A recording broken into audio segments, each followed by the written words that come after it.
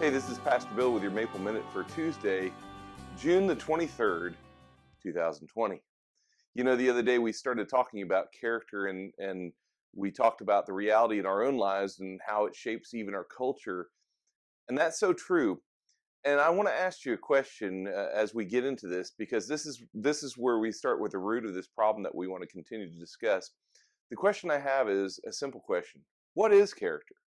Now, you've got all these different pithy statements that you probably heard over the years about what character is. But before I get into the definition, factually, we probably aren't even going to define it today.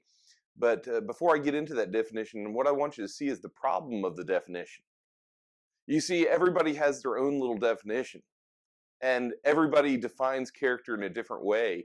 And that becomes one of the problems that we have in our society, and even in Christianity, because in Christianity, we define character according to different methods rather than going biblically and saying, hey, this is what God defined character as.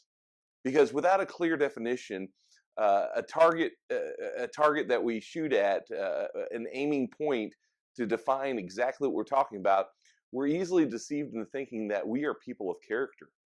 And that's one of the problems that we have today within the church, within our own lives, even within society, is because everybody looks at each other and says, hey, we're good.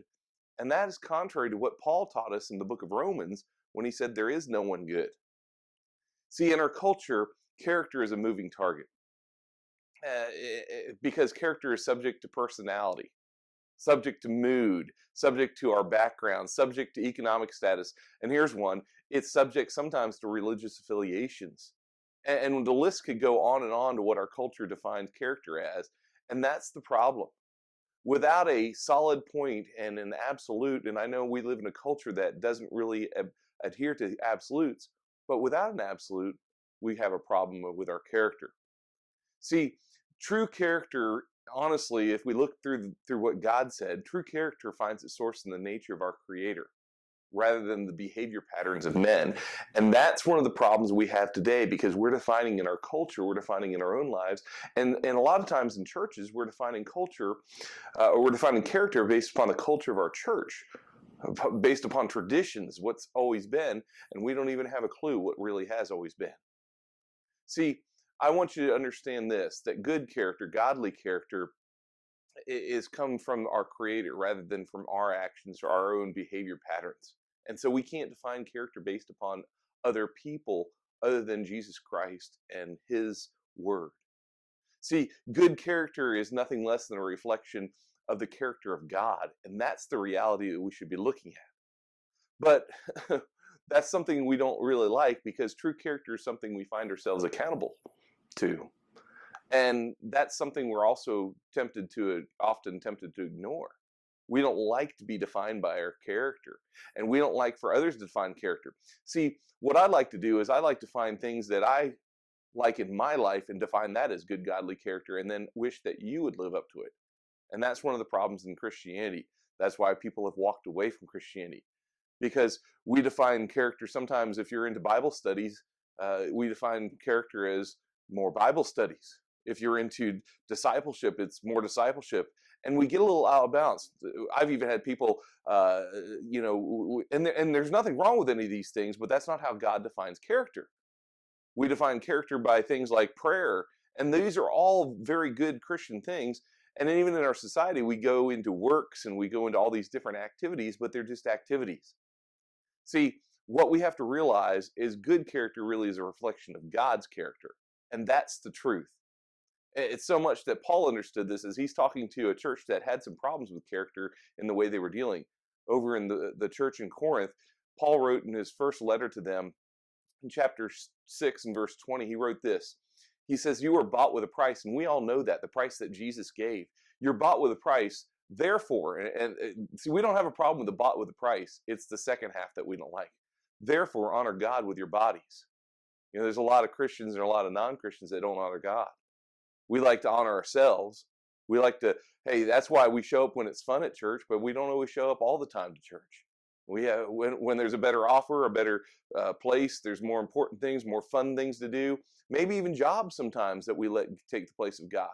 And it's easy right now, and I want to warn everybody, it's very easy for those of you that And I want to make sure I'm cautioning this, but it's very easy. One of the habits that's showing up as a trend in our country is people who could go back to church, and I know there are a lot of people that can't go back to church, but people who could go back to church, they're just taking time off, because they've let God's day become their day.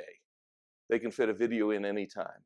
And so be careful about that, because you're supposed to honor God with your bodies. See, the problem with honoring God, the problem with glorifying God, as the King James says, in our bodies, is that it requires a surrender of control. I don't like that.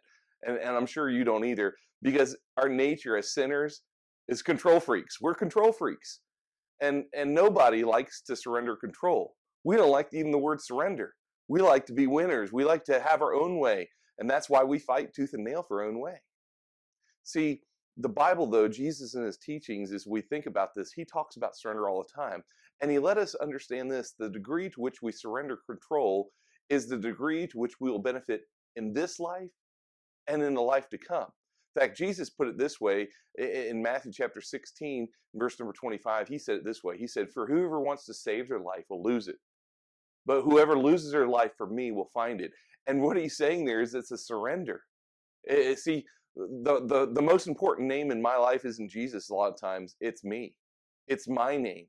And that's a sad thing. We need to be careful about that.